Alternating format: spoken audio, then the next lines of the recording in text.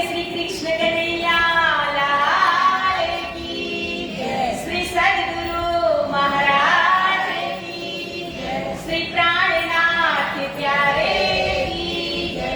श्री बाजूराज महारानी की जय। श्री महाराजा छत्रसाल की जय। श्री लालदास जी महाराज की जय। श्री सेवादास जी महाराज की जय। श्री परमहंस महाराज की जय। श्री जगद्गुरु आचार्य श्री महाराज की जय। सर्वे सुंदर साथ की जय। प्रथमेला गुरु चरण को धनी न छुड़ायो छिन। लाग तले लाले पिया मेरे जीव के यही जीवन। इन्हें पाँव तले पड़ी रहूं। धनी नजर खोलो बातुर। पलन वालों निरखो नेत्रे। मेरे जीव के यही जीवन। मेरे जीव के यही जीवन। मेरी छाती दिल की कोमल तीन पर राखो नरम कदम। इतनी सेज बिछाई दियो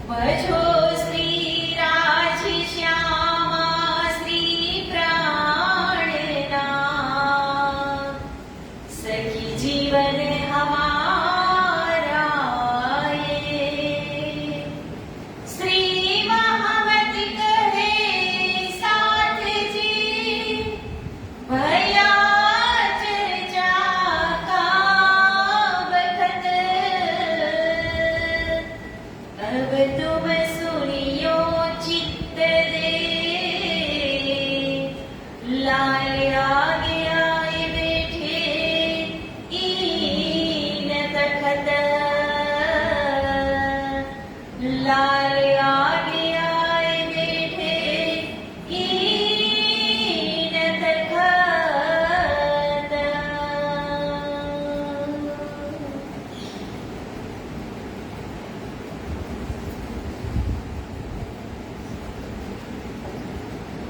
पूर्ण ब्रह्म परमात्मा अनादि अक्षरातीत श्री राजजी महाराज, श्री श्यामाजी महाराणी તેમજ આ ગુજરાતની દિવ્ય ધરતી એમાં શ્રી કૃષ્ણ પ્રણામી મંદિર ઓડ ગામની અંદર ટ્રસ્ટશ્રીઓ દ્વારા આ વિતક કથાનું સુંદર આયોજન. તો આ આયોજનમાં અત્રે ઉપસ્થિત જે રાજ શ્યામાજીની સેવા પૂજા કરી રહ્યા છે એવા પૂજારી શ્રી અવિરાજજી મહારાજ પૂજારીજી તેમજ અત્રે ઉપસ્થિત સર્વે સુંદર સાથજી, યુટ્યુબ ફેસબુક દ્વારા જે લાઈવ નિહાળી રહ્યા છે એવા સર્વે સુંદર સાથજીના શ્રી ધામ હૃદયમાં વિરાજમાન શ્રી રાજ શ્યામાજીના શ્રી ચરણોમાં મારા કોટી કોટી પ્રેમ પ્રણામ. વહાલા સુંદર સાથજી, આજે વિતક કથાનો 8મો દિવસ. જો બાબા તો પહોંચી ગયા, કઈ વાર લાગે દિવસો જતા. 8મા દિવસની અંદર આજે આપણે શ્રવણ કરવાનું છે જે મોમીનોની જે કુરબાની હતી એ અને પ્રાણનાથજી મહારાજનું પ્રાગટ્ય. તો કાલે આપણે શું શ્રવણ કર્યું હતું? તો કહે છે કે નૌતનપુરી ધામની અંદર એટલે કે નવાનગર હાલા દેશ કાઠિયાવાડની ધરતીની અંદર કાલે આપણે શ્રી દેવચંદ્રજી મહારાજને લાવ્યા હતા. લાલદાસજી મહારાજ જામનગરની અંદર, તો આજનો પ્રસંગ પણ જામનગરની અંદર જ છે. એટલે લાલદાસજી આપણને આજે પણ જામનગરની અંદર જ લીલા કરાવશે.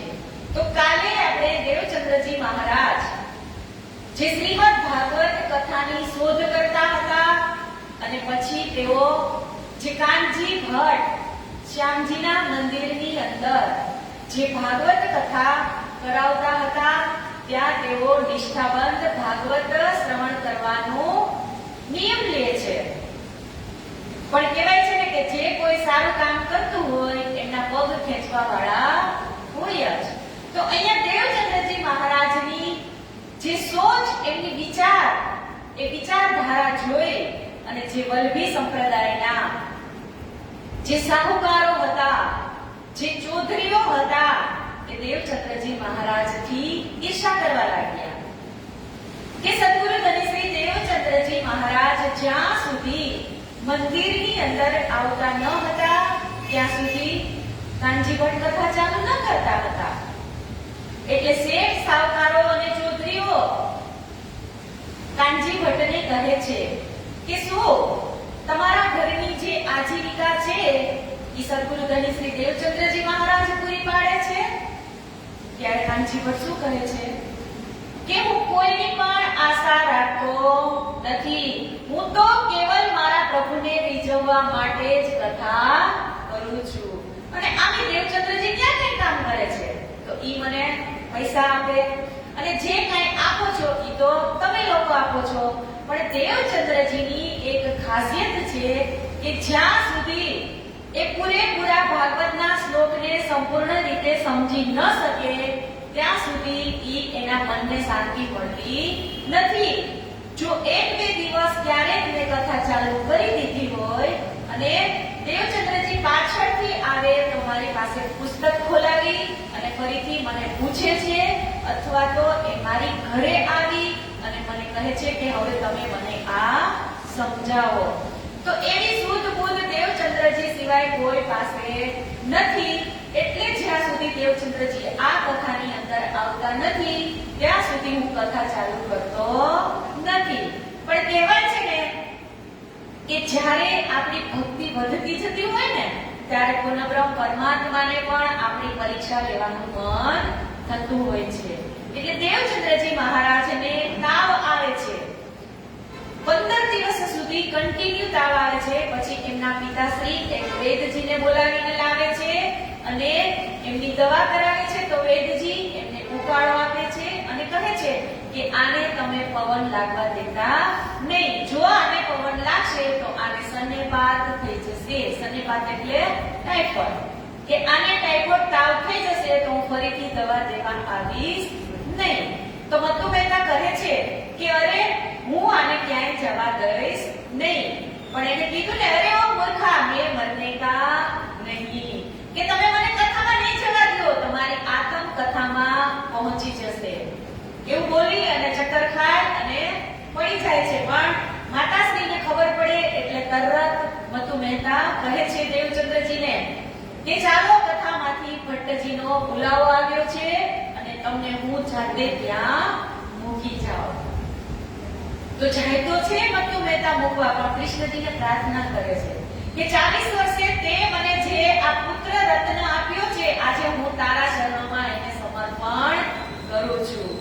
કેમ કે આટલો પુત્ર એનો જે ભક્તિવાન હોય, પછી પિતાશ્રીને ખબર પડી જ ગઈ હોય ને કે હવે આ કાંઈ કોઈનું માને એમ નથી, એટલે ખુદ એના પિતાશ્રી એને મંદિરની અંદર લઈ જાય છે. જ્યારે કાનજી ભટ્ટને ખબર પડે છે એટલે કહે છે કે તમે અહીંયા શું કામ એને ધક્કો ખાધો? મને કીધું હોત તો હું તમારી ઘરે આવી અને કથા સંભળાવી જાત. પણ દેવચંદ્રજીનું પ્રાણ હતું કે એક જ જગ્યાએ એક જ આસને કથા સાંભળવી. એટલે આવી રીતે 15 દિવસ એને તાવ આવે છે, પછી કથા સાંભળી અને સ્વસ્થ થઈ જાય છે. પછી ઘરે જાય છે તો બિલકુલ પહેલા જેવા જ સ્વસ્થ થઈ ગયા હતા. પછી એક દિવસ કાનજી ભટ્ટની કથામાં એને સાક્ષાત શ્રી કૃષ્ણજીના દર્શન થાય છે, પૂર્ણબ્રહ્મ પરમાત્માના. એટલે કાનજી ભટ્ટને પણ કહે છે કે કાલથી તમે હવે કથામાં મારી રાહ જોતા નહીં. અને આ બધી જ વાત પછી કાનજીભાઈને કરે છે. અને કાનજીભાઈ હારે વાત કરતા હોય તો એટલા મશગુલ હોય કે 3 વખત પનિહારી પાણી ભરી અને આવે છે, જાય છે, છતાં પણ એમનું ધ્યાન બેના જે પરમધામની જે લીલા આપલે થતી હોય એમાં જ હોય છે. એટલે પનિહારીથી નથી રહેવાતું. અને કહે છે કે અરે તમે ક્યારના બંને વાતો કરો છો, તો તમારા પગ નથી દુખતા? પછી એમને ખબર પડે છે કે ઓહ, આપણે આટલા ટાઈમથી અહીંયા ઊભા છીએ. આવી રીતે આપણે કાલે બધી જ લીલાઓને શ્રવણ કરી ગયા. અને હવે આજે છે પ્રકરણ નંબર 8 કે સુંદર સાથની કુરબાની. તો આ પણ સુંદર સાથ કેવા હતા?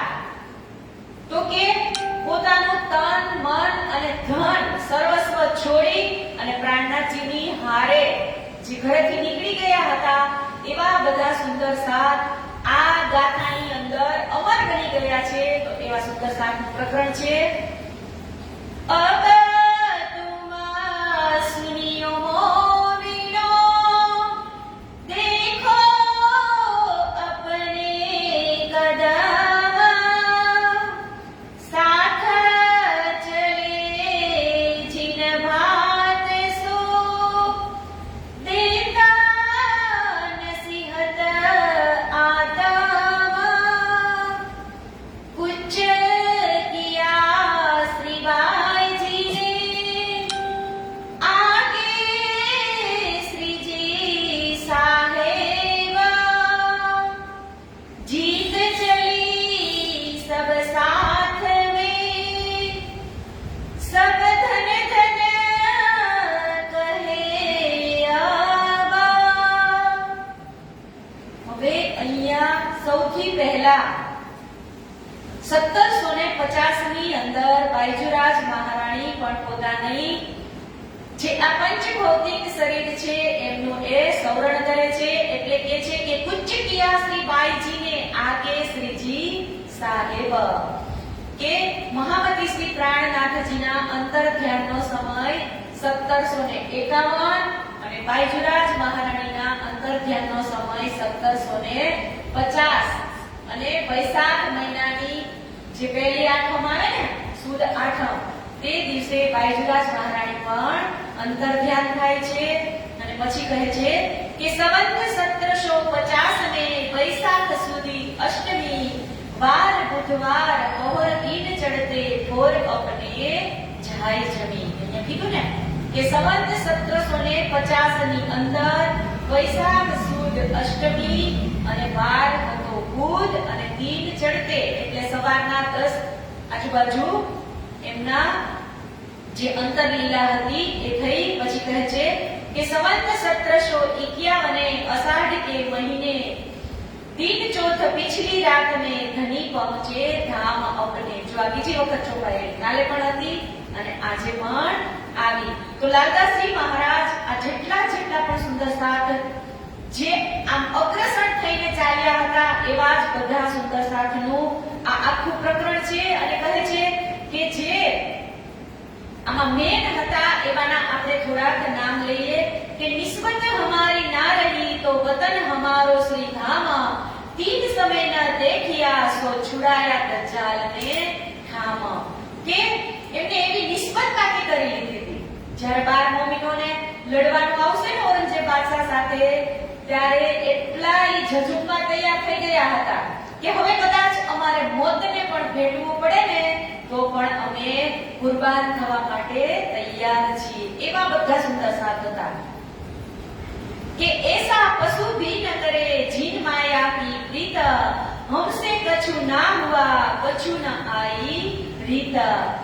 ए रहे श्री राज के हुक्मे और न कोई उपाय जान शिरोमणि क्यों रहे पर हुक्मे कछु न बसाय. कब लो कहूं मैं इनकी धिक धिक हुआ आकार अब कहूं मैं तीन की जो जंग सले सिरदार. કે હવે જ્યારે બાયજુરાજ મહારાણીજી અને મહામતી શ્રી પ્રાણનાથજી મહારાજનો જે અંતર ધ્યાનની જે ઘડી હતી જે સમય હતો ત્યારે જેવી જ સુંદર સાથને ખબર પડે છે કે હવે આ અહીંયા આમનું અસ્તિત્વ રહ્યું નથી એટલે પોતાના દેહ ટપોટપ છોડવા માંડે છે. ત્યારે લાલદાસજી મહારાજને પણ ઈચ્છા થઈ ગઈ હતી કે હું પણ જાવ અને તૈયારીમાં જતા પણ એમને શ્રીજી રોકી રાખે છે કે હે લાલદાસજી લક્ષ્મણ શેઠ તમારે હજી આવવાનું નથી. તો અહીંયા એવી રીતે છે કે પશુ ભી ન કરે એટલે કે પશુઓને પણ અત્યારે જો આપણે વફાદાર કૂતરાને ઘરમાં પાડેલો હોય અને આપણા જ ઘરની વ્યક્તિની અંદર આપણા જ ઘરની અંદર કંઈક અજુગતી ઘટના બને ને કૂતરાના આંખમાંથી પણ આંસુ પડતા હોય તો કહે છે કે આ મોમિનો કેવા હતા તો કે કુરબાન કરનારા આ મોમિનો હતા કે એનાથી સહન ન થતું હતું. કેમ કે પ્રગટવાણીની અંદર કીધું છે ને હે દિવે ટાળ્યો ચારે સુને સોહાગ ત્યારે પતંગ પામ્યો વેરાગ કાચ મલાવી ઓલાવે આગ અને કાકરે કાયાનો ત્યાગ. પ્રગટવાણીની નો રાસની ચોપાઈ છે કે એક પતંગિયું ઈ અંધેરની પ્રીતને એને અંધેર જ ગમે. જો એને દીવો હોય ને તો એને ગમતું નથી. ઈ દીવાને ઓલાવવા માટે એની કાયાના ત્યાગ સુધી દીવા સાથે એની બાથ ભીડીને લડતું રહે. જ્યાં સુધી એનો દેહ ન છૂટે ને ત્યાં સુધી ઈ દીવાની જ્યોતની આજુબાજુ જ ફર્યા રાખે. એવી જ રીતે આ સુંદર સાથ પણ એમને અતિશય વેદના થતી હોય છે કે આ આપણી આ જે અષ્ટપ્રહરની સેવા પૂજાની અંદર આપણે જાણીશું પાછળ કે શ્રીજીની સાથે કેવી કેવી લીલાઓ આ સુંદર સાથ કરતા હતા. એટલે આગળ કહે છે કે શંકર હજુરી ચલે ઓર ચલે લાલ મન ઓર નારાયણ જો કહે ખાસ મોમીન. કે જ્યાંથી પન્નાની અંદર ગયા ત્યાંથી શંકર હજુરી છે ઈ ચરણામૃતની સેવા કરતા હતા. જ્યારે પણ સેવા પૂજા થાય એટલે ચરણામૃતની સેવા કોની હોય તો કે શંકર હજુરીની હોય. પછી કહે છે ગોદાવરી ઓર કિસની સંગ દિયા ધનજીને ભય આશિક દિન ઇસ્લામ પર ધામ મેલે અપને. તો હવે અહીંયા શું કીધું ગોદાવરીને તો એ ગોદાવરી બાઈ છે ઈ શ્રીજીને તેલની માલિશ કરતા હતા. નાય શ્રીજીને નાહવાનો સમય થાય એટલે જેટલી વખત શ્રીજીને નાહવાનું થાય એટલી વખત ગોદાવરીબેન માલિશ કરવા માટે પહોંચી જતા હતા. બડા જસલિયા જસીએ ને જીને છોડે ન રાજ કદમ સાથ મે ધન ધન સબ કહે જાગી પહોંચી આત્મ. કે આ જસિયાભાઈ છે એ પણ શ્રીજીની સાથે તન મન અને ધનથી કુરબાન થવા વાળા હતા. ઓર જો રતનબાઈ ચલી રાજ કે સાથ, સાચી રહે સેવા મિને તો ધનીએ પકડે હાથ. કે આ રતનબાઈ છે એ શ્રીજીને પાવડો બિછાવવાની સેવા કરતા હતા. જેવા જ શ્રીજી પોતાના પલંગથી નીચે પગ મૂકે એટલે રતનબાઈ પાવડો બિછાવવાની તૈયારમાં હાજર જ હોય. તો આવી રીતે આ મોમીનોનું પ્રકરણ હતું. હવે આગળ કહે છે કે સુંદર સાથનું સમર્પણ. તો એમાં પણ બહુ જ બધા સુંદર સાથના નામ છે. તો આપણે એમાં બે ત્રણ ચોપાડી લઈએ કે સુર ડારો સંસાર, સુર ગઈ સંસાર में होत तरवारो टुक टुक, पर इतनी तोल न आवही जो हक वास्ते हुए भूख भूख. હવે અહીંયા શું કહે છે કે સુર ગઈ સંસાર में, સુર ગઈ સંસાર में એટલે કે જે તલવાર હોત ટુક ટુક, કે જે દેશના માટે સિપાહીઓ રક્ષણ કરી રહ્યા છે. આજે આપણી સરહદ ઉપર સૈનિકો આપણા દેશનું રક્ષણ કરે છે ને ત્યારે આપણે શાંતિથી સૂઈ શકીએ છીએ. અત્યારે હમણાં ઈરાન-ઈરાકમાં યુદ્ધ ચાલતું હતું તો આપણે જોતા હતા ને. એવી રીતે આપણા દેશના જે સૈનિકો છે એ તો પગાર મેળવીને સેવા કરે છે, પણ અહીંયા તો દેશ માટે અને ધર્મ માટે કેવી સેવા હતી તો કે વગર પગાર કે વગર રિશ્વતની. કોઈ સુંદર સાથને એવું હતું કે હું શ્રીજીની સેવા કરી અને એમની પાસેથી હું ધન માંગ્યું, કેમ કે જે પોતાની પાસે હતું એ લઈને નીકળી અને આગળ ગયા હતા. એટલે અહીંયા કહે છે કે પર ઇનકી તોલ ન આવી જો હક વાસ્તે હુએ ભૂખ ભૂખ. એ કુરબાની આપવા માટે મોમીનો બધા જ તૈયાર હતા. અને તૈયાર હોય તો જ ઘર બાર સંસાર બધું લઈને નીકળ્યા હોય ને. પછી धिक धिक पड़ो तिनको जो ए बात सुने कान, पीछो हाथनी धाम सो जाको कछु नहीं पहचान. तीन सनबंद अपना तोड़िया जो था बीच वक्ता, अब क्यों मुख दिखलावी जो बीच वजूद थकता. કે આવી રીતે જે સુંદર સાથે એમની કુરબાનીમાં જે ફાળો આપ્યો છે એવા કેટલા બધા સુંદર સાથજીનું પ્રકરણ છે. તો અહીંયા હવે લાલદાસજીની જે કુરબાની છે એમની ચોપાઈ પણ લખેલી છે કે સંવત 1751 ભાદો વદી 14 ચતુર્દશી કે દિન, પ્રણામ કર સબ સાથ કો પહોંચે હક કદમો મોમીન. કે લાલદાસજી મહારાજ પણ જેવું જ વિતક લખાઈ જાય છે, વિતક 1751 અષાઢ સુદ પંચમીના દિવસે લખાણું હતું અને ભાદરવા વદ 14 ના દિવસે લાલદાસજી મહારાજ જેવું જ વિતક ગ્રંથ લખાઈ જાય છે એટલે બંગલાજી દરબારની અંદર સાષ્ટાંગ દંડવત પ્રણામ કરી અને વિતક જેવું જ શ્રીરાજજીના ચરણોમાં સમર્પણ કરે છે. ત્યાં જ પોતાનું જે લીલા છે એ પણ અંદર ધ્યાન થઈ જાય છે. અને પછી કહે છે કે છેલ્લા જે લાલદાસજી મહારાજે પ્રણામ કર્યા બંગલાજી દરબારની અંદર, પછી લાલદાસજી ભૂખ્યા નહીં. આવી રીતે આ કુરબાનીનું પ્રકરણ હતું. અને હવે આગળ કહે છે કે દેવચંદ્રજીના પરિવારની ઓળખાણ. તો દેવચંદ્રજીના પરિવારની અંદર કેટલા હતા તો એ હું તમને નામથી જ બધાનો પરિચય આપું છું. કે આધ્યાત્મિક પરિવારની અંદર સદગુરુ ધનિશ્રી દેવચંદ્રજી મહારાજ તો કે એ પોતે અને એમના પરિવારની ઓળખાણમાં એમના પત્ની તો એ હતા લીલબાઈ. પછી દેવચંદ્રજીના પુત્ર એટલે કે બિહારીજી અને એમની પુત્રી એટલે કે જમનાજી. પછી જમનાજી એમના પતિ એનું નામ હતું થારાભાઈ અને થારાભાઈના જે ભાઈ હતા એનું નામ હતું મેઘાભાઈ અને મેઘાભાઈના જે પત્ની હતા એનું નામ હતું ભાઈત્રી અને બિહારીજીના જે પત્ની હતા એનું નામ હતું કૃષ્ણાબેન અને જે બિહારીજીના સાળા હતા એનું નામ હતું નાગજીભાઈ અને નાગજીભાઈની પત્ની હતી એ હતી રંગબાઈ. પછી એમની સાથે છે અવલૌકિક પરિવાર. તો એ કોણ હતા?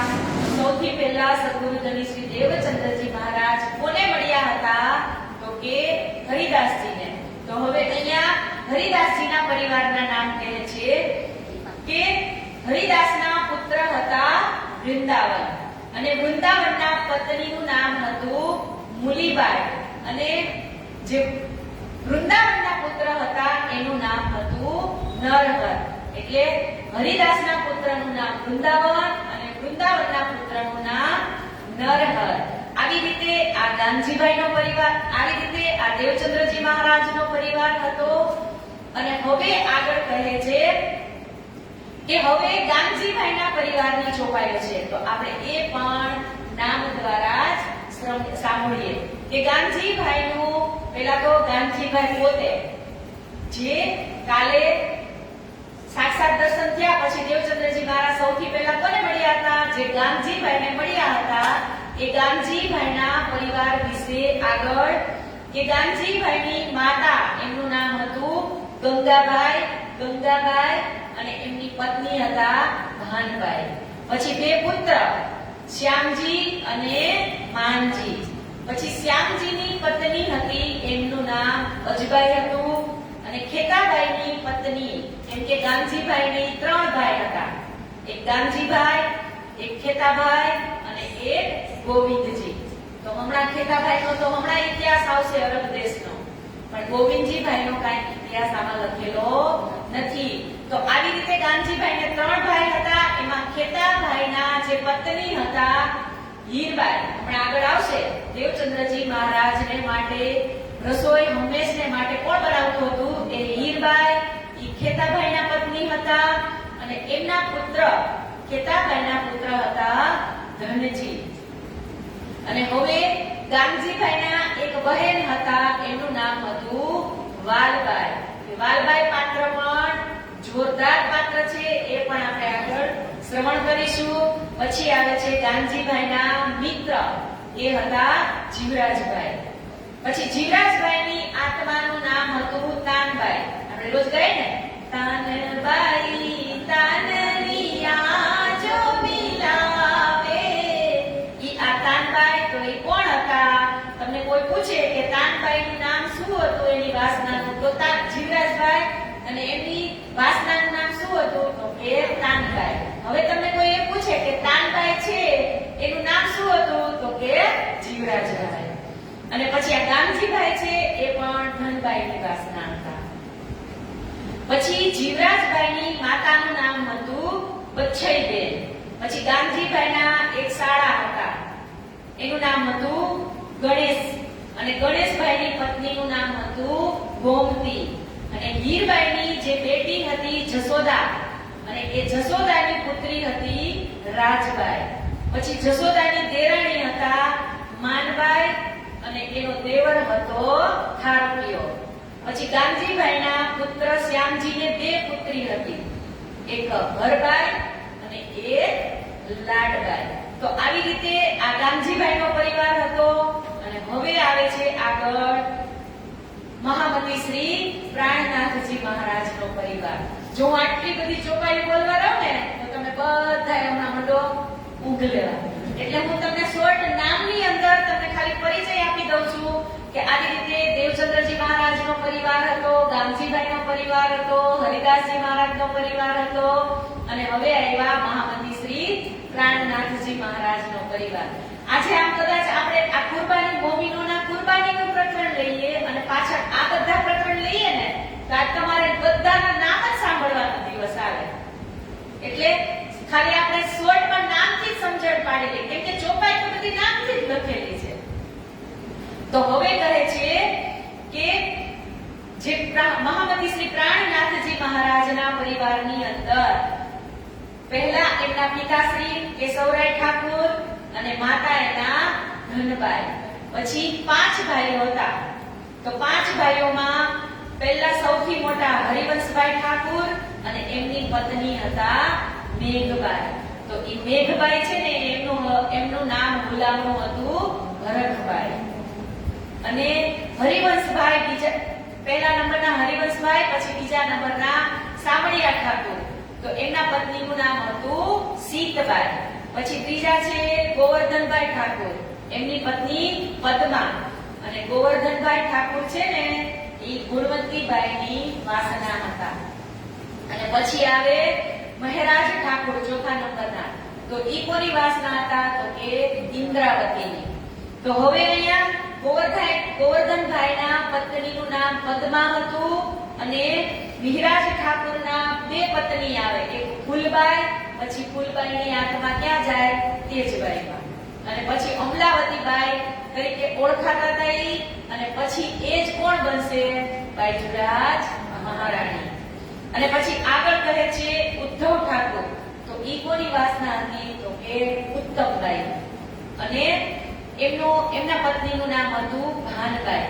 પણ અહીંયા ગોવર્ધનભાઈ એટલે ગુણવંતીબાઈની વાસના, મહામતી શ્રી પ્રાણનાથજી એટલે ઇન્દ્રાવતીની વાસના, અને ઉદ્ધવ ઠાકોર એટલે ઉત્તમબાઈ. આ ત્રણને આપણે ભૂલવાના નથી, કેમ કે આ ત્રણ હમણાં હફસાની જેલમાં જશે કે નજરકેદની અંદર, એટલે આ ત્રણ જ કામ કરશે. અને કોઈ આપણને પૂછે તો આ ત્રણની આપણે વાસનાનું નામ આવડવું પડે. એટલે આવી રીતે આ મહામતી શ્રી પ્રાણનાથજી મહારાજનો પરિચય. હવે આગળ કહે છે કે હવે પુરાણ અને પુરાણની જે સાક્ષીઓ લખાઈ ગયેલી હતી એમનું પ્રકરણ અહીંયા બતાવવામાં આવ્યું છે કે સિપારે બાર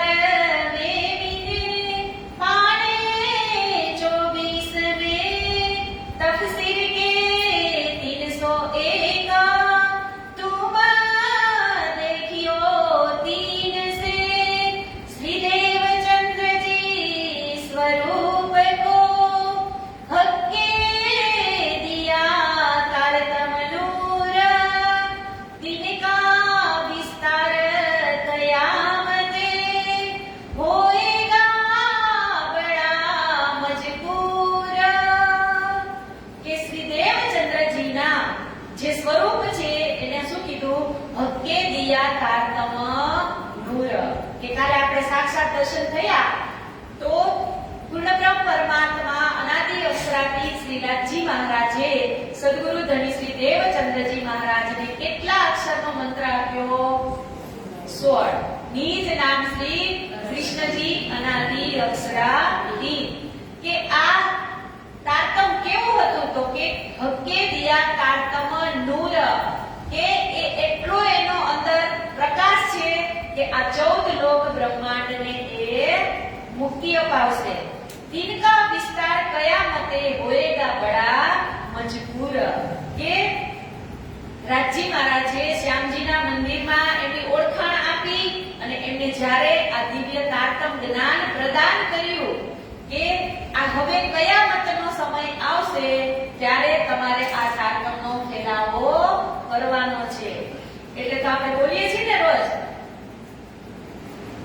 હે શ્વાસ શ્વાસ નિજ નામ જપો અને વૃથા શ્વાસ મત ખોય, ન જાને ઇન શ્વાસ કો આવતે હોય ન હોય. તારતમ કાબલ કોઈ ન જાણે, જાણે કા મૂલ સ્વરૂપ. મૂલ સ્વરૂપ કે ચિત્ત કી બાતે તારતમ में कई रूप. तारतम काबल કોઈ ન જાણે. કે આ તારતમનું બળ કેવું છે? મેં 2 દિવસ પહેલા પણ કીધું હતું કે તારતમ મંત્ર મહામૂલ્ય મંત્ર છે. કે આનું બળ છે એ કોઈ જાણી શકતો નથી. કે कागज जो भागवत का ले आया सुख मुनि, इनका अर्थ ब्रह्म सृष्टि खोले जान अपनी. કે શ્રીમદ ભાગવતના 10મા સ્કંદની અંદર સુખદેવજી એ બ્રહ્મ મુનિઓની ઓળખાણની નિશાની બતાવેલી છે કે જ્યારે આ સૃષ્ટિનું સર્જન થશે એમાં એક બ્રહ્મ મુનિઓ એવી આવશે પરમધામથી કે ઈ કોઈ દેવી દેવતાઓને માનતા નહીં હોય, પૂર્ણ બ્રહ્મ પરમાત્મા એક ઉપર જ વિશ્વાસ કરવા વાળી હશે. આ સાબિતી ક્યાં લખાઈ ગઈ હતી? તો શું કીધું? કાગજ જો ભાગવત કા, કે ભાગવતની અંદર જ્યારે આપણે આવવાના હતા એ પહેલા જ આપણી સાક્ષીઓ લખાઈ ગયેલી હતી. તો હવે આગળ કહે છે ઓર કાગજ યાયા મોહમ્મદ અલૈહિ સલામ સો વિતર શ્રી દેવચંદ્ર જી કી લિખી અલ્લાહ કલામ. કે આ જ વસ્તુ ભાગવતની અંદર તો નિશાની હતી, પણ જે બરાબરની ધરતીની અંદર 63 વર્ષ જે મોહમ્મદ સાહેબે લીલા કરી એમાં પણ કુરાનની અંદર પણ આપણી સાક્ષીઓ પહેલેથી જ લખાયેલી હતી કે જન્મ સે આખર લગ જોલે મોમિન પહોંચે ધામ સો સારી હકીકત ઇનમે સબ પૂરી મનોરથ કામ. કે આવી રીતે બ્રહ્મ સૃષ્ટિનો જે આ સંસારમાં આવવાનું અને પરમધામ પરત સુધીનું જે ચોથા, પાંચમા, છઠ્ઠા અને સાતમા દિવસની જે લીલાઓ છે એ તમામ લીલાઓની સાક્ષીઓ કુરાન અને કુરાનની અંદર આવેલી છે. એટલે મહત્વપૂર્ણ ચોપાઈ પીયું પાંચ બેરહમ વાસતે સાગર મે ડાર્યા આપ સોન જરોડા આવે તેમાં સોન જરોડા આવે પ્રેમ વિના વિના મહેર યા મિલાપ પીયું પાંચ બેરહમ વાસતે. કે પીયું પાંચ બેરહમ વાસતે, પાંચ વખત પૂર્ણબ્રહ્મ પરમાત્મા રાજજી મહારાજને આપણા આ મુક્તિ, આખા વિશ્વ બ્રહ્માંડને ચરાચર મુક્તિ આપવા માટે આ જગતની અંદર 5 વખત અવતાર લેવા પડ્યા. અહીંયા હમણાં કીધું ને કે ચોથા, પાંચમા, છઠ્ઠા અને સાતમા દિવસની લીલા ઈ જ બતાવી આમાં તો, પણ આપણા માટે તો પિયુજી 5 વખત આવ્યા. આપણે પહેલામાં સમજી ગયા રાસ, પછી પેલા બ્રજ, પછી રાસ, પછી મોહમ્મદ સાહેબ, પછી દેવચંદ્રજી મહારાજ અને પછી મહામંત્રી શ્રી રાણનાથજી મહારાજ. આ બધી લીલા કોની હતી? તો કે પૂર્ણ બ્રહ્મ પરમાત્મા અનાદિ અક્ષરાતીતની. કે 5 વખત ધણીજી આપણા માટે અવતાર લઈ અને નવા નવા રૂપે આવે છે. તો ગીતમાં પણ ગઈએ છીએ ને, વાલમ આવે આનંદ કરાવા કેવા કેવા વેશે રાજ કેવા કેવા વેશે જનન જનન ઝાંઝર ઝંકે ખનન ખનન ચૂડી રાજ ખનન ખનન ચૂડી હાથ હેમના કડા ચબૂકે લટુ મોકડી રાખી રાજ લટુ મોકડી રાખી વાલમ આવે આનંદ કરાવા કેવા કેવા વેશે રાજ કેવા કેવા વેશે. કે કેટલી વખત ધણીજી આપણા માટે આવશે. તો હવે આપણે ના સુધરી જઈએ આટલું. કદાચ આપણને આ વિકટ છે ને ઈ એક અરીસો છે, દર્પણ છે, દર્પણ. અરીસામાં ધૂળ લાગે તો એને આપણે ફોડી નાખીએ, સાફ કરીને. તો આ વિકટ છે ને ઈ પણ આપણી અંદર જે આ કચરો ભરેલો છે ને એને સાફ કરવા માટે જ આ વિકટની કથા 1 મહિના સુધી ચાલે છે. આપણે અત્યારે તમે જુઓ કોઈ પણ પશુ પક્ષીને ટ્રેન કરીએ ને તો ઈ પણ શીખી જાય છે કે નથી શીખી જતા? શીખી જાય ને. તમે પોપટને રામ રામ રામ બોલતા શીખવાડો એટલે એ શીખી જાય. અને ઘરમાં તમારું કૂતરું પાળેલું હોય તમે એને જેવું કહો ને એવું જ કરે. પણ એક મનુષ્ય જાણે છે, સમજે છે, છતાં કરતું નથી. એટલે તો શ્લોકમાં કીધું છે કેશામ વિદ્યાન તપોન દાનમ જ્ઞાનમ ન શીલમ ન ગુણો ન ધર્મ તે મૃત્યુ ભોવે તે મૃત્યુ લોકે ભુવિ ભારભૂતા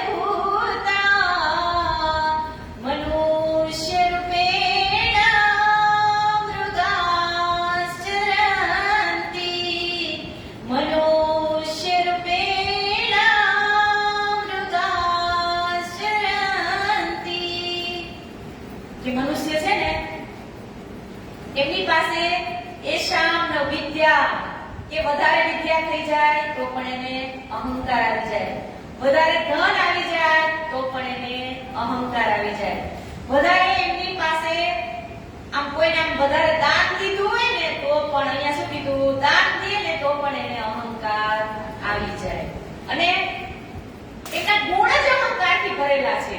એટલે અહીંયા એમ કહે છે કે મૃત્યુ લોકે ભવિ ભારભૂતા, કે આ મૃત્યુ લોકની અંદર આપણે આ સંસારમાં આવ્યા છીએ તો આપણા જીવનને આપણે પશુ સમાન નથી બનાવવાનું. અહીંયા કીધું કે મનુષ્ય રૂપેણ મૃગાચરંતી, કે એક અબોધ જીવ, કે અહીંયા મૃગાચરંતી હરણનું ઉદાહરણ લીધું છે કે કોઈ પણ સંજોગોની અંદર આપણે પશુ જેવી વૃત્તિ કરવાની નથી.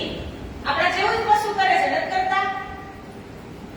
આપણે ખાય છે તો એ ખાય છે, આપણે પીએ તો એ પીએ છે, આપણે જેમ સંતાનની ઉત્પત્તિ કરી તો એમ એ કરે છે, આપણે જેમ બાળકનું લાલન પાલન પોષણ કરી અને મોટા કરી તો એ કરે જ છે ને. જેવું આપણે કરી છીએ એવું જ કરે છે, આપણને ખબર જ છે.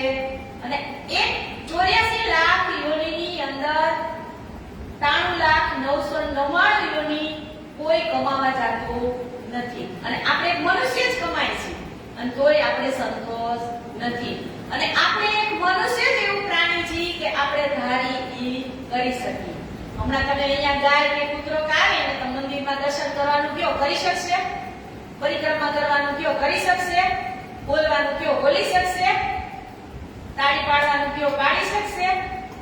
ઈ બધું આપણને આપ્યું છે તો આપણે કરતા નથી. એટલે આપણું જીવન પણ કેવું છે તો કે આ હરણના જેવું જ છે.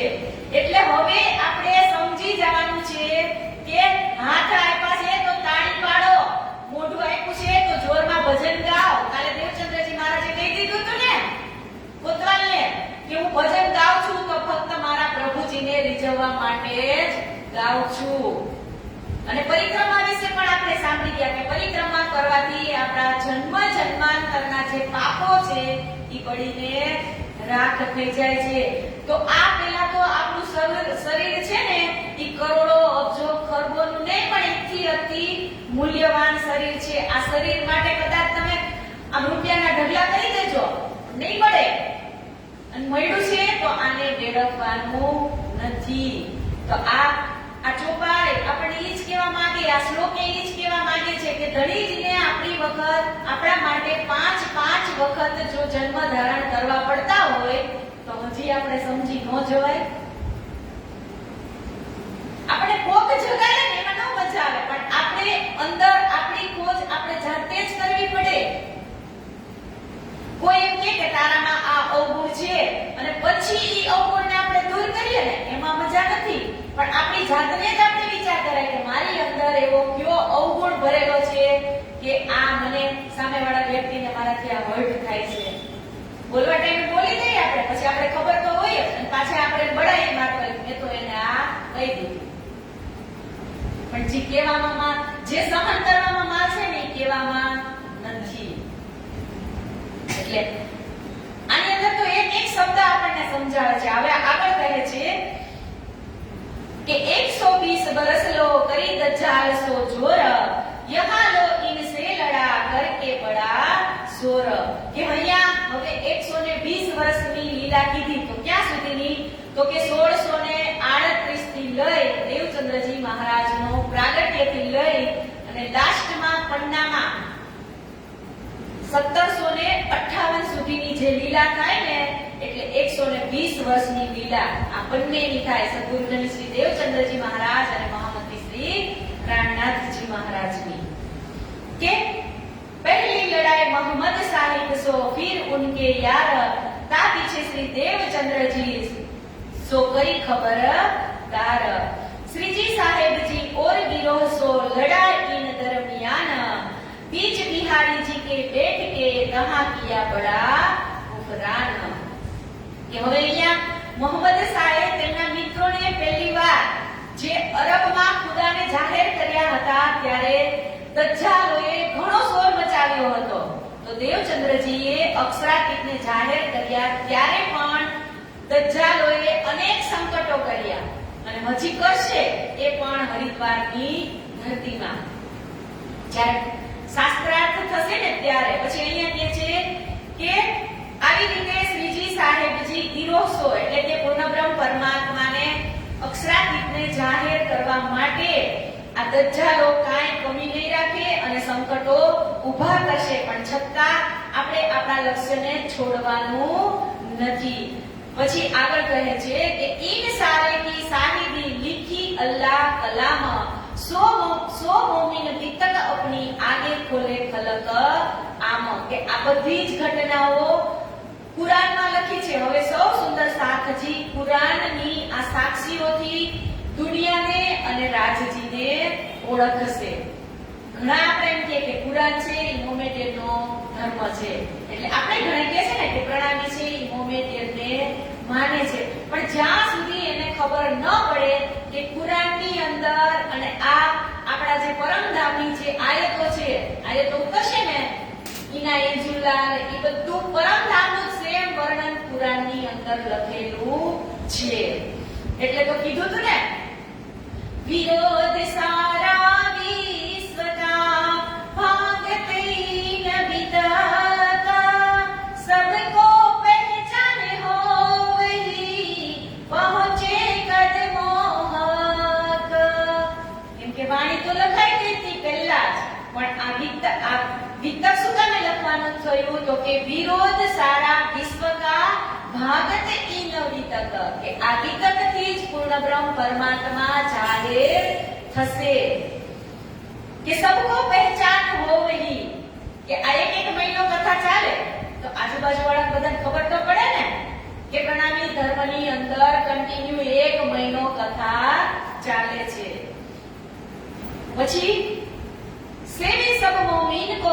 पहचान के निस्बत भूले मान अपनी वक्त हुआ क्या मत सीता के चारों फुट में पसर गई पहचान तब सब कोई दौड़िया ले ले को ईमान કે આવી રીતે આ બધી સાક્ષીઓ જેની અંદર લખાયેલી છે કે માસ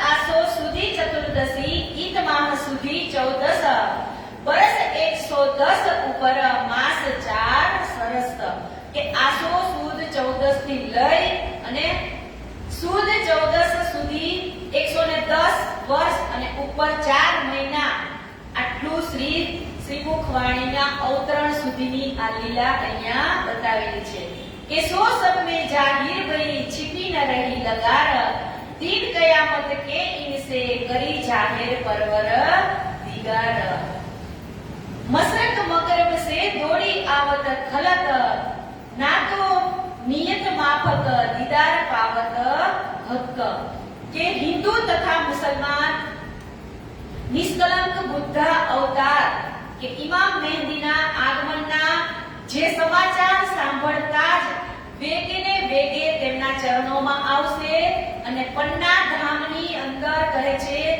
કે તીડના ટોળા હોય ને એવી રીતે માણસો ઉભરાશે પણ ક્યારે આખરનો સમય હશે ત્યારે અને અહીંયા કીધું કે મશરક મગરબ એટલે કે જે સમય હશે આખીરનો ત્યારે કોઈ દિવસ કે રાત આજુજ કે માજુજ કીધું ને દિવસ કે રાત કોઈ જોશે નહીં એટલે હજી પણ કોઈ પટના ધામના દર્શન ન કર્યા હોય તો કર્યાવાના जो जैसा मनोरथ करत है मन में पूर्ण सबकी होत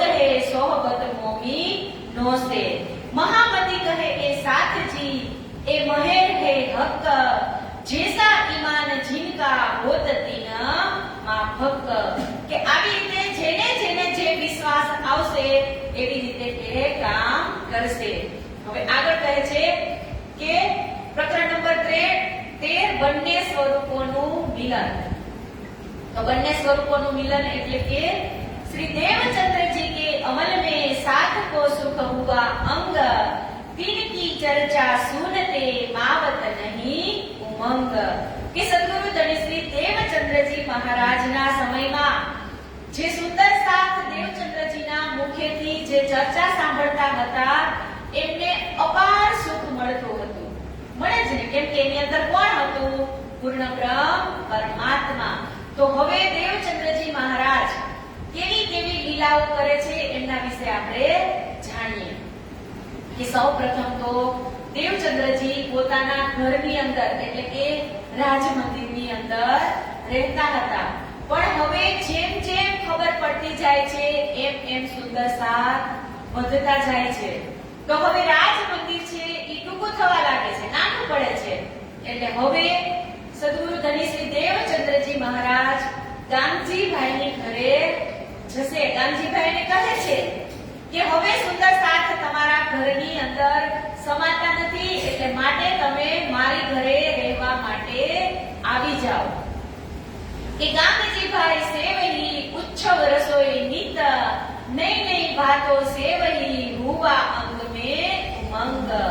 કે ગામજીભાઈનું જે ઘર હતું એમને શું કહેવામાં, અહીંયા લાલદાસજીએ નથી લખ્યું, લાલદાસજીને ઉતાવળ હતી એટલે સીધા રાજ મંદિરમાંથી ગામજીભાઈનું ઘર જે ચાકલા મંદિર છે એમની ચોપાઈ લખેલી છે.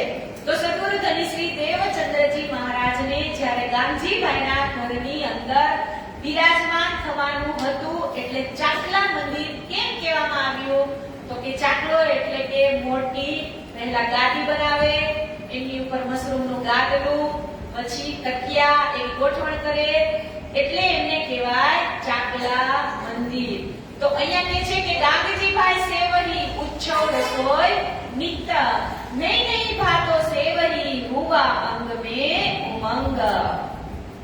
કે ગામજીભાઈની ઘરે નિત્ય પ્રતિદિન સેવા ચાલુ જ. જેટલા પણ સુંદર સાથ આવે એ બધાને ચર્ચાનો લાભ લેવાનો અને બધાને જમીને જવાનો.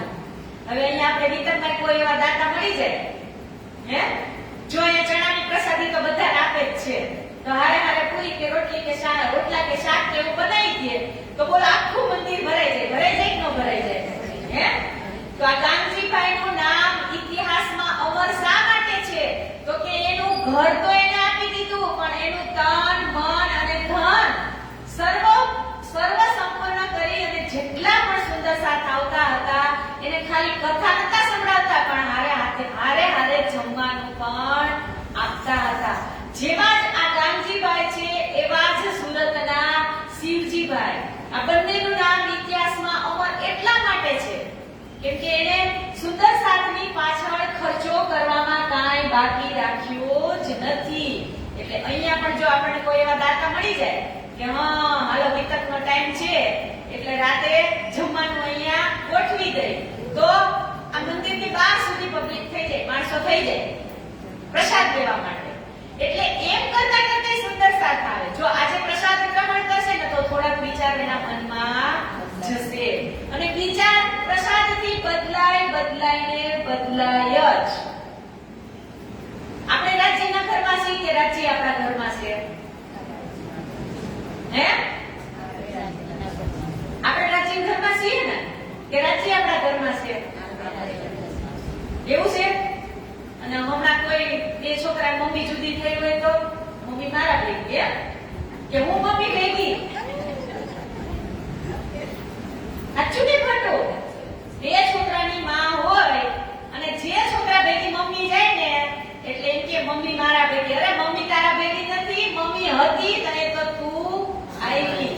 તો રાજી ઈ આપણા ઘરમાં નથી પણ આપણે રાજીના ઘરમાં છીએ એટલું યાદ રાખવાનું. અને રાજી છે ને એટલે આપણે છીએ. અને રાજીને આપણે ઘણી વખત એમ કહેતા હોય ને કે અમારા ઘરમાં આ છોકરા ખાય નહીં, પણ એને પ્રસાદની ટેવ પાડેલી હોય ને તો ઈ ખાય. એને એમ કહેવાનું કે આ પ્રસાદ છે રાજીનો, એટલે એને તારે થોડોક તો ખાવો જ પડશે. એક વખત ન ખાય, બીજી વખત ન ખાય, ત્રીજી વખત ખાવ ને, ખવડાવો ને એટલે ઈ શાક છોકરો ન ખાતો હોય ને, પણ એ પ્રસાદનું નામ પડે ને એટલે ઈ શાક છોકરો ખાતો થઈ જાય. એટલે થઈ જાય. એક વખત તમે ઈ ટ્રાય મારજો કે આટલી પ્રસાદની અંદર તાકાત છે. અને આપણે ઘરમાં 5 વ્યક્તિ હોય તો એવું જરૂરી નથી કે 5 વ્યક્તિને એક શાક બન્યું એને ભાવતું જ હોય, પણ પતિદેવને શીખવાડાય અને છોકરાને કહેવાય કે આ રાજીનો પ્રસાદ છે એટલે ગ્રહણ કરવો પડે, એટલે કરવો પડે. અને ખરેખર પ્રસાદ ગ્રહણ કરે ને એટલે એટલા એના મનની અંદર વિચાર બદલે બદલે ને બદલે. આટલી આ પ્રસાદની અંદર તાકાત છે. બ્રહ્માજી જેવા બ્રહ્માજી પ્રસાદ માટે તલસતા હોય તો આપણે તેની પાસે તુચ્છ છીએ ને આટલા એવા. અને આપણે કામ કરીએ ઘરે શું કહીએ આપણે, આખો દી કામ હોય, હું થાકી જાઉં, નવરી નથી થતી એટલે સત્સંગમાં નથી અવાતું. તો તમે કામ કોનું કરો છો? આપણું કરીશ. તો હમણાં તો આપણે એમ કીધું કે હું રાજીના ઘરમાં રહું છું. તો તમારું કામ થયું કે રાજીનું થયું? કોનું કામ થયું? તમે હમણાં શું, મેં તમને પૂછ્યું કે તમે કોના ઘરમાં રહ્યો? રાજીના ઘરમાં રહ્યો છો કે રાજી તમારા ઘરમાં રહે છે? તો તમે શું કીધું? રાજી ઘરમાં રહ્યો છો ને? હે? તો રાજી તમારું કામ કરે કે તમે રાજીનું કામ કરો? તો ભોગ બનાવ્યો તમે તો કોના માટે બનાવ્યો? આપણા માટે બનાવ્યો? હે? તો એ કામ આપણું હતું કે નહીં? રાજીનું. રાજીને ભોગ લગાવવાનું કામ કોનું હતું? આપણું હતું ને? હે? તો રાજીના માટે કર્યું ને એ કામ, આપણા માટે કર્યું. તો સર્વે સંપૂર્ણ જે આપણે કામ કરીએ છીએ ને, હું એમ કહું કચરા, પોતા, વાસણ, કપડા, XYZ એ બધું કામ રાજીની સેવા માનીને કરીએ ને આપણે, એટલે એમાંથી ટાઈમ નીકળી જ જાય. પણ જો મારું કામ એમ કરીને કરશો ને તો કોઈથી ટાઈમ મળશે. આ યાદ રાખવાનું કે હું રાજીના ઘરમાં છું અને હું જે કામ કરું છું એ હું કામ નથી કરતી, હું રાજીની સેવા કરું છું. તમારો ભાવ આ મનની અંદર આવશે ને એટલે રાજી તમારાથી 1 મિનિટ દૂર નહીં જાય. રોટલી વણતા છો તો રાજી દેખાતા હશે. આ રોટલી હું કોના માટે બનાવું છું? રાજી માટે. આ શાક કોના માટે સુધારું છું? રાજી માટે. આ વિચાર તમારા પ્રસાદની અંદર કોરવાય અને ઈ પ્રસાદ આપણા ઘરના વ્યક્તિ ખાય ને એટલે કોઈ દિવસ એમ નહીં કે આ શાક મને નથી ભાવતું. ટ્રાય મારજો તમે કે હું રાજીના ઘરમાં છું, હું રાજીની અંગના છું, હું રાજીની સેવા કરું છું, કામ કરતી નથી. એટલે જેના ઘરમાં રાજી પધરાવેલા હોય ને એને કોઈ દિવસ એવું નહીં વિચારવાનું કે હું આ ઘરના કામ કરું છું, એમ નહીં વિચારવાનું. એવું વિચારવાનું કે હું રાજીની સેવા કરું છું. રાજીના આપણે અંગના બન્યા તો જ આપણો પરિવાર બન્યો હોય ને, અને આપણો પરિવાર રાજીનો જ પરિવાર છે તો એ રાજીનો જ પરિવાર આપણો પરિવાર હોય તો ઈ બધાનું કામ કરવાની ફરજ કોની હોય? આપણી. તો ઈ આપણા માટે કામ નથી પણ આપણા માટે ઈ સેવા છે. એટલે આગળ મેં કીધું કે દામજીભાઈ જેવા જો કોઈ આપણે મળી જાય, અને હકીકતમાં નેપાળની અંદર છે એવો પ્રથા ચાલે. તમે નેપાળની અંદર વિતકમાં જાઓ ને, નેપાળ બાજુ ઈ બાજુ બધે, એટલે માની લો કે તમારી ઘરે આજે 5 વ્યક્તિનું શાક બનવાનું હોય તો ઈ તો તમે લેવાના જ છો ને ઘરે.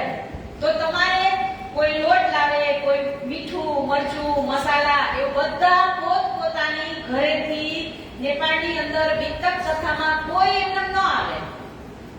કદાચ પૂજારીજીને ખબર હશે, વિતક કથા ચાલુ હોય ને એટલે બધાના ઘરેથી વસ્તુ લઈને આવે. પછી મેં હમણાં બે 3 દિવસ પહેલા કીધું હતું ને કે પુષ્ટ, પ્રવાહ અને મજા એકદમ આમ કથાના જે ચાહક હશે ને એ સૌથી પહેલા આવી અને બેસી જાય. એને પુષ્ટ ભાવથી કહેવાય કે પુષ્ટ ભાવથી કથા શ્રવણ કરતા હોય ને એ એક દિવસ પણ મોડા આવે નહીં. એ કથા ચાલુ થવાનો સમય 3 વાગ્યાનો હોય તો એ 2:45 માં આવીને બેસી જાય ને એને પુષ્ટ ભાવ કહેવાય. પછી પ્રવાહ એટલે ઓલી જાય છે તો હુંય જા. અને મજાકમાં જે આવતા હોય ને એને કથા સાંભળવી ન ગમતી હોય તો પછી આ નેપાળની અંદર જે બધી વસ્તુ લાવેલા હોય ને એ એટલા જણા અહીંયા રસોઈ બનાવે. અને આખો 1 મહિનો નેપાળની અંદર વિતક ચાલતું હોય ને એટલે બધા સાથે બેસી પ્રસાદ લે. પછી ભલે ને રોજ ઊંધિયું કેમ ન બને, એકના ગલકા, એકના તુરિયા, એકના રીંગણા, એકના બટેટા, પણ એવો આનંદ લઈએ. એટલે હું પણ એવું કહું છું કે કોઈ એના ની ઈચ્છા થઈ જાય કે હા ઓડધામની અંદર આપણે પણ સેવા રાખી દઈએ 1 મહિનાની, તો આ ગીત સાંભળવા આવે છે ને હા સુધી હિંડોળા ગાયા રાખે. કોઈ ને આજો આવી બીચ ઇન નિજ ધામ, તો શ્રી દેવચંદ્રજી સુખ પાવની, સો કેતા કહો ઈસ ધામ. હવે અહીંયા શું કીધું કે કોઈક નવા સુંદર સાથ આવે તો દેવચંદ્રજી મહારાજના અંદરથી એમ થતું હતું કે હું આ સુંદર સાથની કેવી સેવા કરું કે જેથી કરીને રોજ અહીંયા આવવા લાગે. તો આ દેવચંદ્રજીનું જે પગલું છે ને ઈ આપણે પણ લેવાનું છે.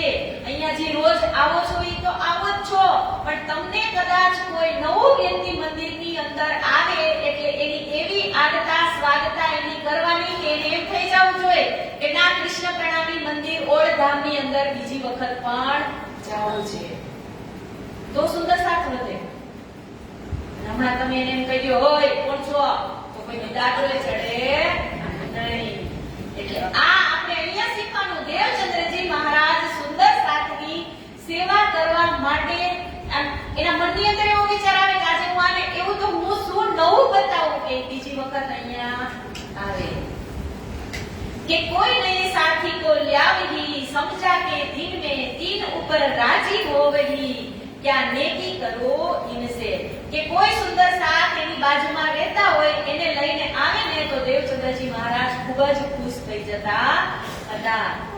દિલ ને સાથ આવન કા કરે મનોરથ મન, આદર હોવે તીન કા એ ધામ કી સયન.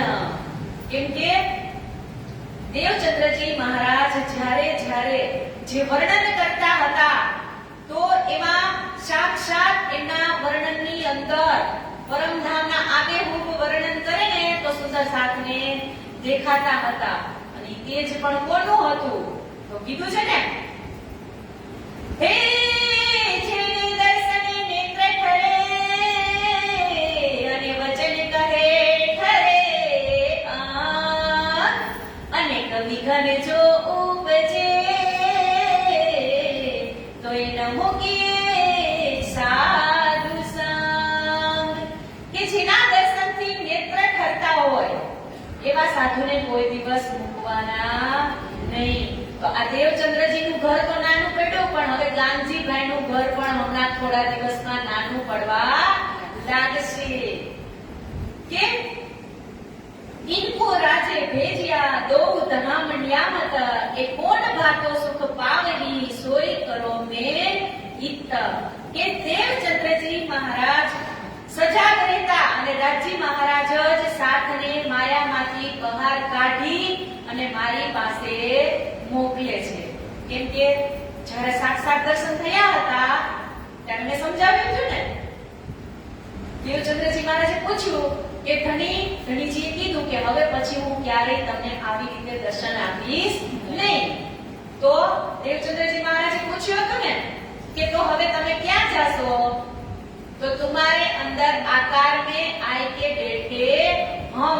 તો ત્યારે મેં કીધું હતું ને કે તમારે ક્યાંય શોધ કરવા સુંદર સાથની જવાની નથી, મેં ભેજુંગા તમામ. તો અહીંયા હવે સુંદર સાથે ગોતવા નથી જવા પડતા, પણ એની રીતે જ ગાંધીભાઈનું ઘર ભરાવા લાગે છે. इस विधाम से आए खेल माया का देखना, इनको खबर कछु नहीं पर में पहचानत सयन. કે પરમધામથી ખેલ જોવા માટે જે બ્રહ્મ સૃષ્ટિ આવી હતી અને ઈ અહીંયા આવીને ભૂલી ગઈ છે, તો હવે એને જગાડવા માટે કોણ આગળ હશે? તો કે સદગુરુ ધની શ્રી દેવચંદ્રજી મહારાજ પૂરા પરમધામનું વર્ણન કરી અને સુંદર સાથને જગાડવાની કોશિશ કરે છે. એટલે તો આપણે ગીતમાં ગાઈએ છીએ ને, સદીઓ સે रूह सोई हुई है, जगाते जगाते बहुत देर कर दी, जगाते जगाते बहुत देर कर दी. કે સદીઓ સે રૂહે સોई हुई है, जगाते जगाते बहुत देर આપણે જાગી નહીં ને ત્યારે. અને રાજીની લીલા પણ અટપટી છે. એટલે તો આગળ કહે ને, કભી કહેતે હો દુખના દેવ ફૂલ પાંખડી, કભી કહેતે હો સુખ બિન હોય નહીં જાગણી. કે ક્યારેક રાજી એમ કે છે કે હું મારી અંગનાને એક ફૂલની પાંખડી જેટલું પણ દુઃખ દેવા માંગતો નથી. અને ક્યારેક એમ પણ કહે છે કે જો એને દુઃખ નહીં પડે તો એની જાગણી થશે. કે કભી દુઃખ બિન ન હોય જાગણી, એટલે દુઃખ જો નહીં આવે તો જાગણી થશે નહીં. તો આ અટપટી લીલા નથી, કેવી લીલા અટપટી છે. તો આ સ્વની ઓળખાણ કરવા માટે આપણે આપણી જાતે જ જાગૃત થવું પડે. એટલે મારા શ્રીમના રોજ બોલે છે વિતકમાં, अपनी अपनी सब कहे सच्ची कहे ना कोई, झूठ साच का न्याय तो बिन विद्या ना होय कबीरा, बिन विद्या ना होय.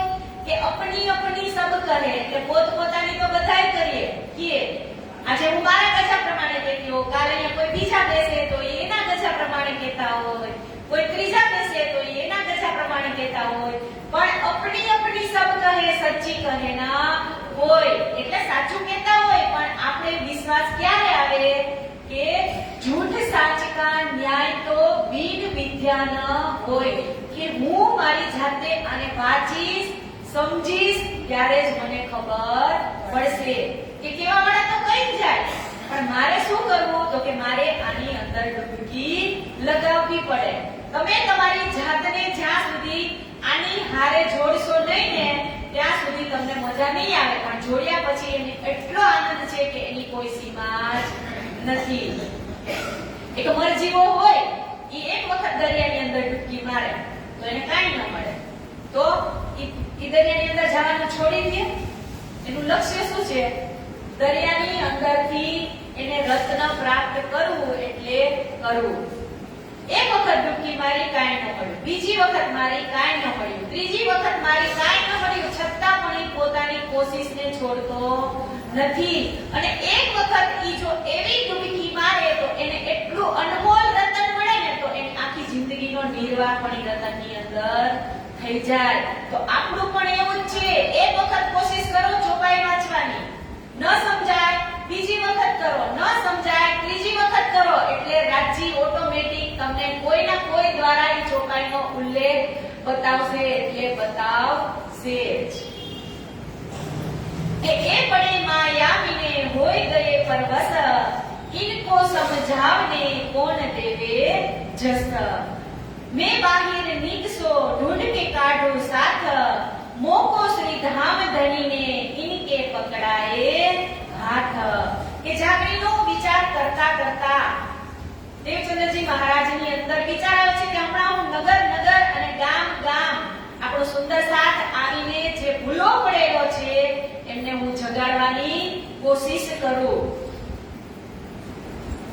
यो यह मेहनत मोको करनी जरूर, किस वास्ते साथ के आगे चर्चा का चलावे पूर. કે એટલા માટે જાગીરના કાર્ય કરવા માટે એમને જે પણ પરિશ્રમ કરવો પડે એ કરવા માટે ગાંધીભાઈ પણ તૈયાર છે અને સદગુરુ ધની શ્રી દેવચંદ્રજી મહારાજ પણ તૈયાર છે. કે નિત્યા ને ચર્ચા હોત હે સો કેતી કહો વિતક, साथ रहे नजर में आज्ञा गई मोहे भक्त.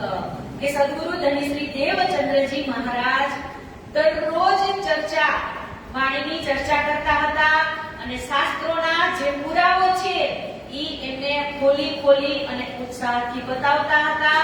અને જેને સારી રીતે સમજ પડે એ બધા જ દેવચંદ્રજીની સામે દ્રષ્ટિ રાખી અને સમજતા હતા. अजबाई भतीजी मेघबाई की रहे गाम जी के घर में, श्याम जी को ब्याही की हुई बातें इनसे. હવે અહીંયા શું કીધું? અજબાઈ ભતીજી મેઘબાઈ કી, એટલે કે મહારાજ ઠાકોરના જે મોટા ભાભી હતા ને મેઘબાઈ, એની ભત્રીજી કોણ હતી? તો કે આ અજબાઈ. અને ક્યાં રહેતા હતા? તો કે ગામજીભાઈના ઘરમાં. કે શ્યામજી કો બ્યાહી થી, એટલે ગામજીભાઈના જે પુત્ર શ્યામજી હતા એમની પત્ની હતી આ અજબાઈ. અને આ અજબાઈ છે એના ફઈ કોણ થતા હતા? તો કે મેઘબાઈ. તો હવે ફઈ ભત્રીજીના રિલેશન કેવા હોય? તો ભત્રીજીની ઘરે કાંઈ ઘટના બને તો એ ફઈને કહે કે નહીં?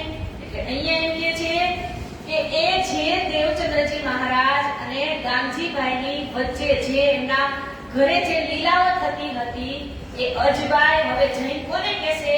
તો કે મેઘબાઈને ઘરે, એટલે કે પ્રાણનાથજી મહારાજની ઘરે જઈને કહેશે कि मेघबाई हरवंश के आवे अजबाई, देख गांधी के घर में राज की मेहरबानी आई. કે હવે અજબાઈ કહે છે કે હું જે સાસરિયામાં ગાંધીભાઈના ઘરની અંદર રહું છું ત્યાં તો ઈ કે રાજ્યની કહે કેવી મહેર વરસે છે. ઈ કે સાક્ષાત દેવચંદ્રજી મહારાજ કેવું વર્ણન કરે છે? તો કે બધા જ સુંદર સાથ બેઠા હોય અને કોઈ એમ કે અમારે જમનાજીના જીરણા કરવા છે તો દેવચંદ્રજી મહારાજ ખાલી હાથથી આમ લકીર કરે ને દિવાલમાં, ત્યાં ખડખડ જમનાજી વહેતા થવા લાગે. કે આવી જમનાજીની લીલા થાય છે અને સાક્ષાત સ્વરૂપનું દર્શન પણ, સ્વરૂપ સુંદર સંકોલ સુકોમલ આપણે બોલીએ છીએ ને, એ પણ ચર્ચા નિત્ય દિવસ અમારી ઘરે થાય છે.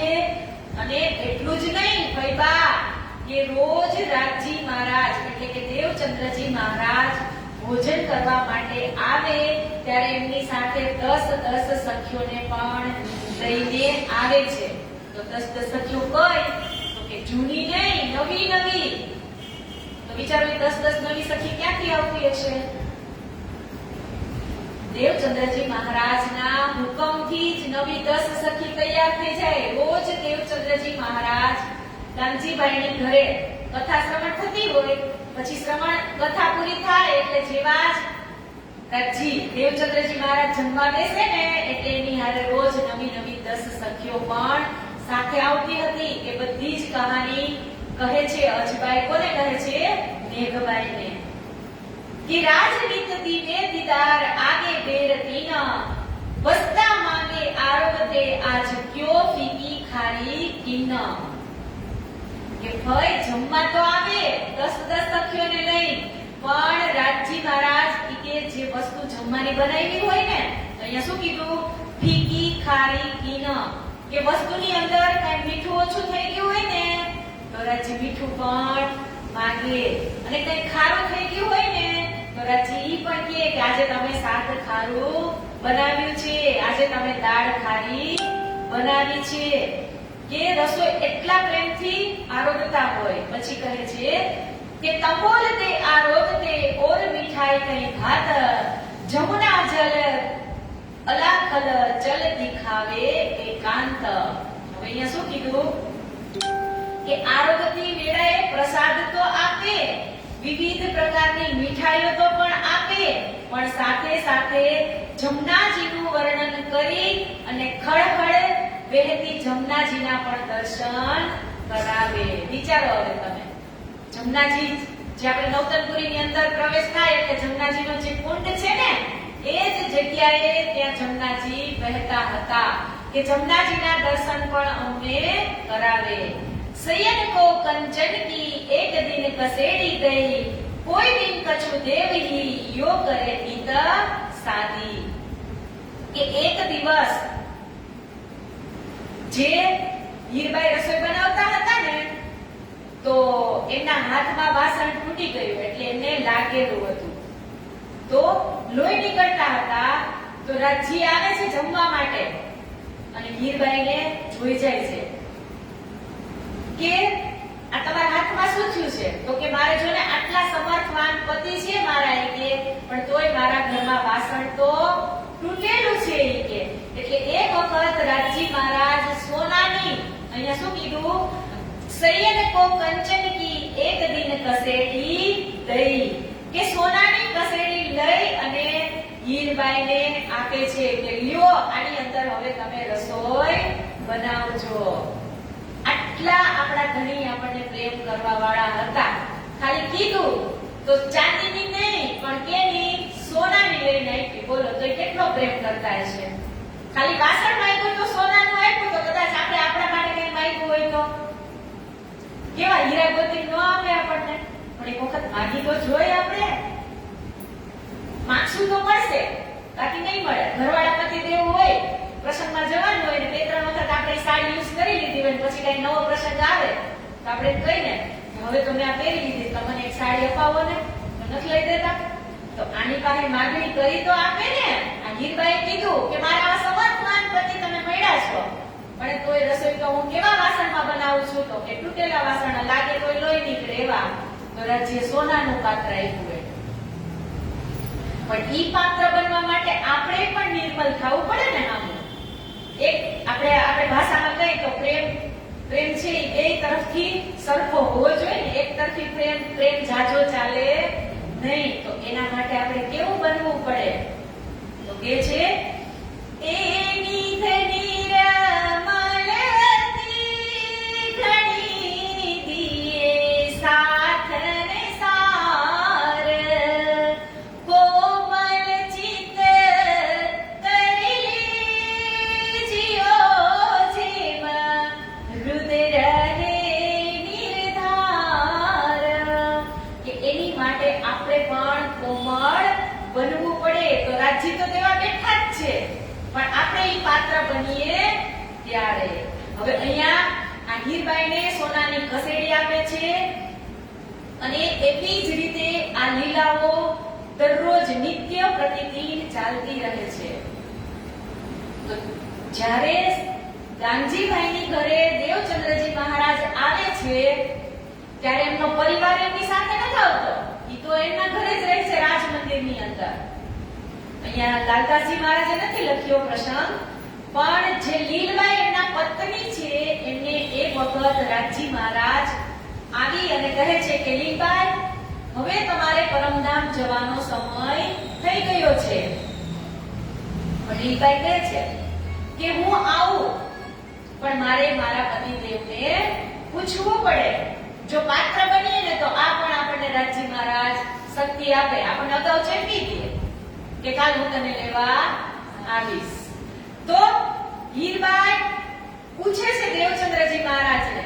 હવે તમે કદાચ રાજ મંદિર થી ચાકલા મંદિર જોયું હોય ને તો અહીંથી તમારો સરદાર છો એટલું જ થાય. છતાં પણ એ ત્યાં નથી જતા, ચિઠ્ઠી લખી મોકલે છે કે મને એવું રાજજી મહારાજે કીધું છે કે હું કાલે તમને લેવા માટે આવીશ. તો દેવચંદ્રજી મહારાજ કેવડાવે છે એને કે તમે એમને પૂછી જોજો કે હું જઈશ તો પછી આ બે બાળકોનું કોણ. તો નાના નાના જતા બિહારીજી રત્નાજી. એટલે લીલબાઈ કહે છે કે એમને પણ વ્યવસ્થા થઈ જશે. તો ક્યાં થશે? તો કે ગાંધીભાઈની ઘરે. તો હવે આવે તો છે કૃષ્ણજી લેવા માટે એને. તો ત્યારે એને દેવચંદ્રજી મહારાજે કીધું હોય કે બધા જ બેઠા હોય ત્યારે જો તમને શ્રી કૃષ્ણ પૂર્ણબ્રહ્મ પરમાત્મા લેવા આવે ને તો તમે અમને સંકેત બતાવજો. પણ પૂર્ણબ્રહ્મ પરમાત્મા ખુદ રાજજી મહારાજ લીલબાઈને લેવા આવે છે તો લીલબાઈને એકને જ દેખાય છે. અને ઈશારામાં શું બતાવ્યું? તો કે અચલા પકડ પીયુ દીખલા બસી એક દૂજી કો પ્રેમ દીખલા બસી.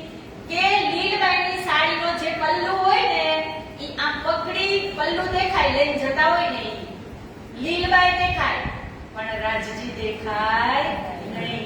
એટલે આ સંકેતથી લીલબાઈને રાજજી મહારાજ લેવા આવે છે. આ અંતર્ધ્યાનનો પ્રસંગ આવી રીતે અહીંયા લીલબાઈનો અંતર્ધ્યાન થાય છે. અને હવે આગળ લાલદાસજી કહે છે કે અજબાય તીન બાતે કરે દીદાર ધની નિર્ધાર હમ તો નીત દેખત હે તુમ હી કરો દીદાર. કે અજબાઈ આ બધી કહાની કીધી એમને. કોને? એમના ભાઈને. કે અમારી ઘરે આવી આવી ઘટના બને છે. તબ મેઘબાઈ ને કહી જાઓ ગોવર્ધન तुम ल्याए खबर इनकी फिर बुलाए लेजो हम. હવે મેઘબાઈ જુઓ ભત્રીજી કહે છે ને તો એને વિશ્વાસ આવતો નથી. એટલે એમના દેર જે ગોવર્ધન ઠાકુર છે એમને કહે છે કે તમે જાઓ, દેવચંદ્રજી મહારાજની લીલા જે આ અજબાઈ કહે છે એ સાચી છે કે ખોટી છે એ તમે જોઈને આવો. बदमा श्री गोवर्धन की सो पहुंचे गई सोहबत, दिन भी आए बातें करी मैं देखी लीला इत. કે ગોવર્ધનભાઈ ગોવર્ધન ઠાકુર પહોંચે ને એ પહેલા તો કોણ પહોંચી ગયા? તો કે એમના પત્ની પદ્માબેન. પદ્માબાઈ હતા ને એથી તો રહેવાનું જ નહીં. જેવું અજબાઈ કીધું એટલે પદ્માબેન દોડી અને ત્યાં જાય છે. અને જેવું જ કીધું હતું અજબાઈ એવી જ લીલા ગાંધીભાઈના ઘરની અંદર થતી હોય છે. કે તબ ગોવર્ધન ગયે જાકે લગે કદમ, मैं शरण तुम्हारे आया जगाओ अपनी आत्म. કે ગોવર્ધન ઠાકુર તો જેવા જાય છે અને આ લીલાના દર્શન કરે છે એટલે તરત જ સાક્ષાત દંડવત પ્રણામ કરી અને દેવચંદ્રજી મહારાજના ચરણ પકડી લે છે અને કહે છે કે તમે મારી આત્મને જગાડો. ચુગલી ખાઈ કોતવાલ કો એક કાયસ્થ કે ઘર, एक जो मैं रही हो संवत 1687 के कार्तिक के मजबूर, यहाँ से भी उदय भया उदिया मूल अंकुर. કે હવે ગોવર્ધન ઠાકુરની આત્મા ક્યારે જાગી? તો કે સંવત 1687 એટલે કે 87 કાર્તક માસનો આ પ્રસંગ બન્યો અને ત્યારથી જ ગોવર્ધન ઠાકુર છે ઈ આ દેવચંદ્રજીના કાર્તક મંત્રને ગ્રહણ કરી લે છે. એ ચુગલી ખાય કોતવાલ સો એક કાયસ્થ કે ઘર, જોરો મર્દ બેઠત હે તુમ ક્યો ન લેવો ખબર. કે જુઓ જ્યારે જ્યાં કામ સારા કરતા હોય ને ત્યાં ચુગલખોર હોય ને હોય જ.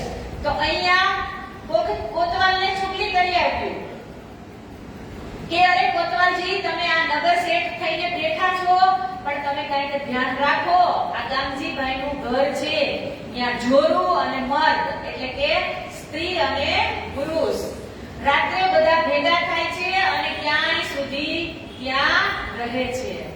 કોતવાલને કોક એવી ચાડી કરી આવે છે એટલે આગળ કહે છે કે જો ચુગલ દિખાઈ પીછે ફિરા એ જાઓ સામે દીપક, छेह न आवे दिन का जहां लगे मन सख्त. કે ચુગલખોર આવે તો છે બે સિપાઈ તો કોઈને પૂછે છે કે ગામજીભાઈનું ઘર ક્યું છે? તો ગામજીભાઈનું ઘર બતાવવા સંધ્યાનો સમય હતો એટલે એ સમયે ગામજીભાઈના ઘરની ઉપર પેલાના ઘરમાં ઓલા ગોખલા કહેવાય ને, ગોખલાની અંદર બે દીવા રાખતા હતા અજવાળું થાય એટલે. તે ગોખલાની અંદર બે દીવા, દરવાજાની બે બાજુ બે દીવા હતા. તો ઈ સિપાહીને આગળ કહી દીધું કે જુઓ આ બે દીવા પ્રગટે છે ને ઈ ગાંધીભાઈનું ઘર છે. કે એક ફીરા કુએ પર 4 પહર રાત, દૂજા બાર કોસ કો પંથ કીએ જાત. કે કોતવાલને કોઈ બતાઈ દીધા બે દીવા તો જેવા કોતવાલ આગળ આવતો જાય ને કે એક કોતવાલની આગળ એક દીવો જાય અને બીજા કોતવાલની આગળ બીજો દીવો જાય. તો અહીંયા શું કીધું કે 4 પહર રાત. કે એક કોતવાલ તો કુવાને ફરતે પ્રદક્ષિણા ફર્યા કર્યો કુવાની પાળીમાં, જેમ દીપક હાલે ને એમ એની પાછળ ચાલે. અને બીજો તો ક્યાં પહોંચ્યો? તો કે ધ્રોલના જે ધ્રોલ ગામ છે, ધ્રોલ, જોડિયા અને પડદરી એ બધા જામનગર જિલ્લાના તાલુકા આવે. તો એ આ ધ્રોલ તાલુકો છે એ બીજો કોતવાલ તો ધ્રોલ જઈને પહોંચે છે. કે જાય નિક્ષા ધરોલ મે કહા ભઈ હજર, પૂછા પને હારી કો મે કોણ ગાવ દેખત નજર. કે હવે ચાલતા ચાલતા સવાર થઈ ગઈ અને સવાર પડે અંધારામાં તો કઈ દેખાય નહીં, દીપક જ દેખાતો તો એને. પછી જેવું જ સવાર થયું એટલે સવાર થાય એટલે ખબર તો પડે ને કે આ આપણું ગામ નથી. તો કહે છે કે ત્યાં પનિહારી જે પાણી ભરવા આવી રહી હતી એને પૂછે છે કે આ કયું ગામ છે. હવે પનિહારી કેવો જવાબ દે છે कि कैसी बात कहत है जो तुम होत दीवाना शहर मोह बड़जी का तेने जानिया अपना. કે તું કેવી વાત કરે છે કે અહીંયા દીવાના તું ગાંડો થઈ ગયો છો કે આ મોહબળજી નું ગામ ધ્રોલ છે. હવે ઓલાની બુદ્ધિને પતિ મારી ગઈ હોય કે ક્યાં જામનગર અને ક્યાં ધ્રોલ. 12 કોસ એટલું ચાલી અને આખી રાત ઈ સવારે ધ્રોલમાં હતો એની એને ખબર પડે તો પછી સવાર પાછું એને જવાનું તો ખરી ને જામનગર. એની પાસે ક્યાં એની દ્રષ્ટિ તો હતી નહીં કે હાલો આ મંત્ર કર્યો અને જામનગરમાં પહોંચી ગયો. આખી રાત જેવી ચાલીને ધ્રોલ આવ્યો છે ને એવો આખો દિવસ ચાલ્યો છે તે રાતે ઘરે પહોંચ્યો છે. એટલે હવે ખીજાઈ જાય છે कि खिसकाए के पीछे फिरा आए मूर्ख के घर में बड़ी दुचिताई लगी लड़ाई लग फरज. કે ઘરે આવે એટલે ઘરવાળા કે છોડે કે તમે નોકરી રાતની કરતા હતા ને આખો દિવસ ક્યાં હતા. એમાં આપણે તો પૂછવાનું જ શું, ફોન આવ્યો હોય તો ન રહી શકાય. ખબર જ હોય કે આપણને નથી કહેતા કોનો ફોન છે તોય આપણાથી ન રહે કોનો ફોન હતો કઈ કે નહીં. તો આ તો આખી રાતની નોકરી હતી અને આખો દિવસ પણ આવ્યા નહીં. એટલે હવે એ તો ચર્ચા થઈ પણ હવે આ બે કોતવાલ જે ચુગલી કરવા માટે મોકલાતા તો ઈ બે મળશે તો ખરા ને. એલા હું તો એકબીજા ચર્ચા તો કરશે ને કે તું કાલ ક્યાં ગયો તો, તું કોતવાલની ઘરે ગયો તો ઓલો નહીં કે હું તો કુવાને કરતો રહ્યો. તો પછી ઈ બીજા ને પૂછે કે તું ક્યાં ગયો તો તો કે હું તો ધ્રોલ ગામની અંદર પહોંચી ગયો હતો. હવે એ કે છે दोनों के घर में बड़ा जो पड़िया सोर एक दूजे को पूछत कहा खबर कछु और. કે હવે બે જણા આપસમાં મસલત કરે છે. બોલો કે હું તો ધ્રોલ પહોંચી ગયો અને હું કુવાને ફરતો રહ્યો. પછી કહે છે ફજર को आए के दोनों कहीं भी तक इन चुगले हमको मारिया लाए दिल में शक. કે બીજી સવારે જ્યારે બંને સિપાઈ પાછા ઘરે ફર્યા એટલે હવે મનમાં કેવો વિચાર આવતો છે કે ઈ ચુગલખોર જો હવે મને સામો મળે તો હું એને જીવતો રહેવા દઉં નહીં. આએ કોતવાલ સે કર્યા બાतें કરી બનાઈ જો ચુગલ हमको मिले तो मारे गर्दन काई. હવે કોતવાલ નાની કહે છે કે તમે કેવા બે ચુગલખોર અમને મોકલ્યા એ કે કયું ઘર અમને બતાવ્યું ચુગલખોરે. હવે જો અમને ઈ ચુગલખોર મળે તો અમે એને જીવતા રહેવા દેશું નહીં. કીધું ને અહીંયા તમારે ગરદન કાય કે ગરદનથી જ એને ઉડાડી દો. हमको इत चुगलने मारे डारे आज जागी ऐसी बताई सूझे न कोई काज. કે આ બંને ચુગલોએ અમને એવા સ્થળ બતાવી દીધા કે અમને ગાંધીભાઈનું ઘર મળ્યું જ નહીં. इन बात के माजी जे और लाखों दिए निशान पर साथ कोई न समझे कछु न हुई पहचान. કે નવતનપુરી સદગુરુ ધણી શ્રી દેવચંદ્રજીના સમયમાં આ પ્રકારની અનેક આડિકા લીલાઓ થતી હતી અને ગ્રંથો દ્વારા પણ સદગુરુ ધણી શ્રી દેવચંદ્રજી મહારાજ અક્ષર અક્ષર અક્ષરાદિકના ભેદો અને સાક્ષીઓ આપી અને સમજાવતા હતા. હવે આગળ કહે છે કે સંવંત 1675 ભાદોવદી 14 નામ પ્રથમ જામ ઓર 12 રવિ પ્રગટે ધની શ્રી ધામ. પ્રગટે ધની શ્રી ધામ કે સંવંત 1675 એટલે કે 75 ભાદરવા વદ 14 અને રવિવારના સવારે 9 કલાકે મહામતી શ્રી પ્રાણનાથજી એટલે કે મહારાજ ઠાકોરનું આગમન થાય છે આ ધરતી ઉપર. એમનું પ્રાગટ્ય થાય છે અને કઈ ધરતી તો કે હાલાર દેશ અને દિવ્ય જામનગરની ધરતી ઉપર. બોલીએ શ્રી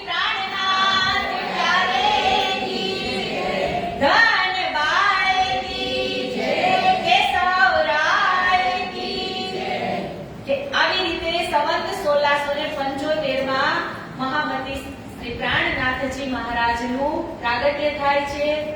તો જે મન્નુ નામના રાજા, આપણે આગળ પણ સમજી ગયા હતા ને કે દેવાપી નામના રાજા એટલે દેવચંદ્રજી મહારાજ અને મન્નુ નામના રાજા એટલે પ્રાણનાથજી મહારાજ. તો આજે એમનું આ ધરતી ઉપર પ્રગટન થયું. તો જેવી રીતે કુંવરબાઈ એમને ચંદ્રની જે ઉપમા આવી હતી ને કે ચંદ્રએ એમને 16 કલાએ ખીલેલો દેખાણો હતો અને એમના ઉદરની અંદર પ્રવેશ કરી ગયો હતો. તો એવી જ રીતે અહીંયા જે ધનબાઈ છે કેશવ ઠાકોરના પત્ની, એમને પણ એવા જ ઈશારા બતાયા હતા કે એક ચંદ્રમાં આવી અને એમના મુખની અંદર પ્રવેશ કરી જાય છે. અને એ જે કથા સાંભળવા જતા હતા ભાગવતની, ત્યારે બીજા વિતકકાર લખે છે કે કથા સાંભળતા હોય અને જે માતા જશોદાને જે અનુભૂતિ બાલકૃષ્ણની થતી હતી ને એવી જ અનુભૂતિ અહીંયા આ ધનબાઈને પણ થતી હતી. કેમ કે એમની ઘરે પૂર્ણબ્રહ્મ પરમાત્માનું પ્રાગટ્ય થવાનું હતું. એટલે ઈ અણસાર વગર કોઈ પણ પ્રાગટ્ય થાય નહીં. અને પૂર્ણબ્રહ્મ પરમાત્મા જ્યારે પોતાની લીલા રચવા આવતા હોય તો ઈ ક્યારેય છાની રહે નહીં. તો આ પ્રાણનાથજી એટલે કીધું ને કે જેવી રીતે દેવચંદ્રજીનો જન્મ થાય અને બધા જ દેવી દેવતાઓ ફૂલોની વૃષ્ટિ કરે છે, એવો જ અહેસાસ અને એવી જ લીલા અહીંયા થાય છે. તો દેવચંદ્રજી મહારાજનું જે પ્રાગટ્ય હતું એવી જ રીતે અહીંયા મહામતી શ્રી પ્રાણનાથજી મહારાજનું પ્રાગટ્ય, અને એ પણ કેટલું દૈદીપ્યમાન. જે પ્રાણનાથજી એટલે કે મહારાજ ઠાકુર એ પણ કેવા હતા તો કહે છે કે બડા ही प्यारा लागे प्राणनाथजी हमारा, प्राणनाथजी हमारा, बड़ा ही प्यारा लागे प्राणनाथजी हमारा, प्राणनाथजी हमारा, इस जीवन में जब भी आए लेंगे नाम तुम्हारा, बड़ा ही प्यारा लागे प्राणनाथजी हमारा, प्राणनाथजी हमारा. કે હમારા પ્રાણનાથજી કેવા હતા તો કે એમનું આ જુગથી વર્ણન કરી શકાય નહીં. તો હમણાં જ હવે આપણે પ્રાણનાથજીના પ્રાગટ્યનું એક ઓડ ગામના જે મહિલા મંડળ છે એ મસ્ત ગીત સાથે આપણને સંભળાવશે. બોલે શ્રી પ્રાણનાથ પ્યારે કી જય.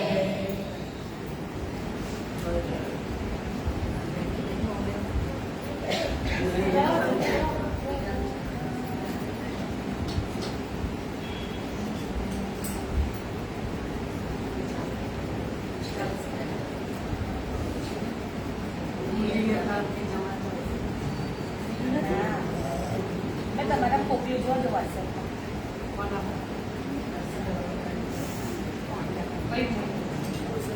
પુરુષોત્તમ પ્રગટ્યા હા ઈ જોઈ મેં તમારા WhatsApp બધા ઉભા થઈ જાઓ.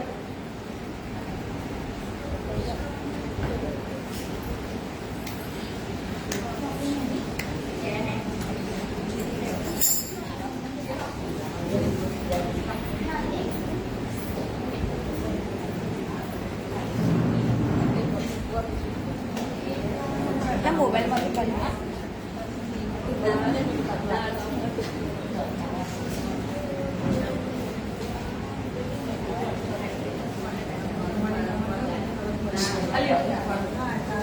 આ ફોનમાં આલી મોકલાવના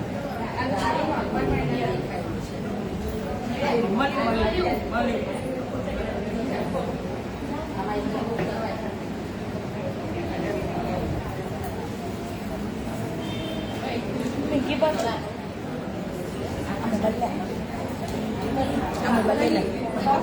આવેલો ચાલુ કરો લઈ લઈએ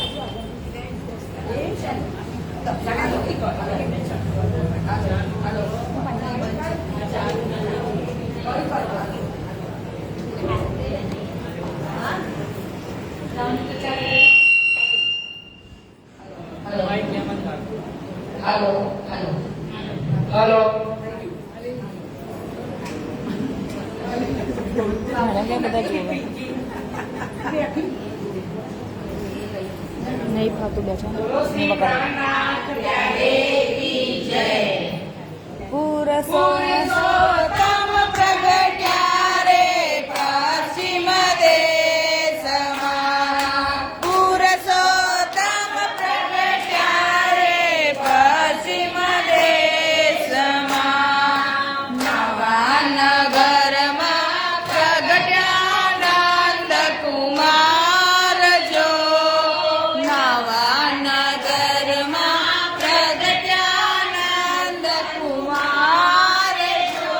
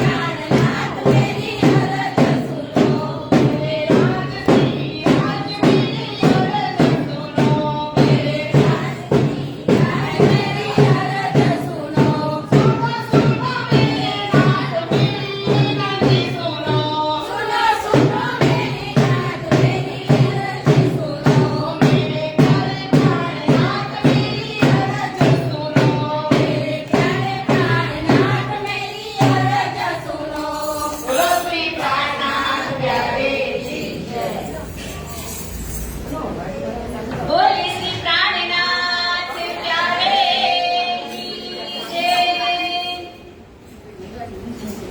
વહાલા સુંદર સાથજી, જામનગરની આ દિવ્ય ધરતી હાલાર દેશની અંદર મહામતી શ્રી પ્રાણનાથજી મહારાજનો પ્રાગટ્ય. તો હવે આજે જ અહીંયા આ પ્રાગટ્ય પછી વાણીને વિરામ આપીશું અને કાલે આપણે નવતનપુરી ધામની સ્થાપના થશે. બંને સ્વરૂપોનો મિલન પણ થશે અને 1, 2 અને 3 યુદ્ધ છે, એમાંથી જેટલા યુદ્ધ કાલે જીતાશે એટલા જીતશું. અને અહીંયા આજે વાણીને